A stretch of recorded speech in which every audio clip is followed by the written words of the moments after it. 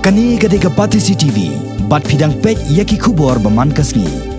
Henne kasngi kan reu terek unai weng, Menteri Rangba kejela Dr. Mukul Sangma, ulat hanting da kejingkren yaki siteng dorjan ngon ki MLA ke Seng Kongres, Kiba Thmu ban Kyntiap Seng, halor kejingkeno persyayu bau sensar don bor.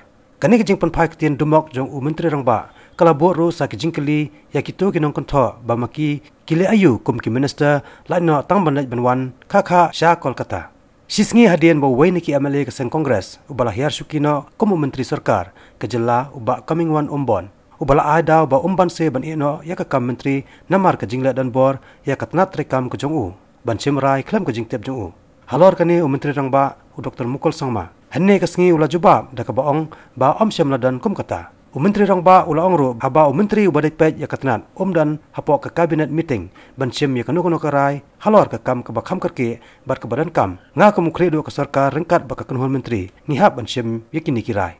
How much money on a daily basis is going which is preventable because of the interest repayment, because you are delaying on some decisions. You have seen how we have bled because of that delay in decision due to MCCL. Maudu Chera Cement? What was the original cost? Why ultimately you ended up spending hundreds of crore more? You have to understand that the larger good is more important. Hababan rap susu ya kijingkeli jong kinong patai kubor halor kijingkan tho persya ya korkom trikam ke jong Dr. Mukul Sangma ula jubab da ka bajam bat kan tho kala da ka basyem ya ka kerteng jong ba preston tensong ubala no ya ka kam menteri sarkar.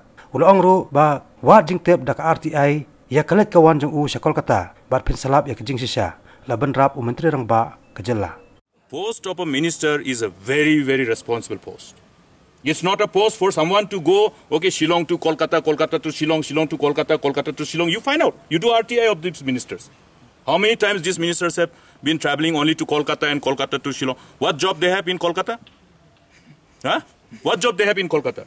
You look at the traveling of this Tensong and all, you find out how many times they have traveled to Kolkata. Who is there in Kolkata waiting for them?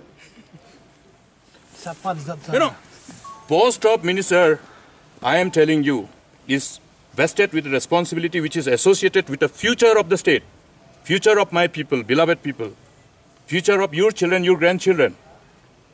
So it's not a simple thing. It's a serious business.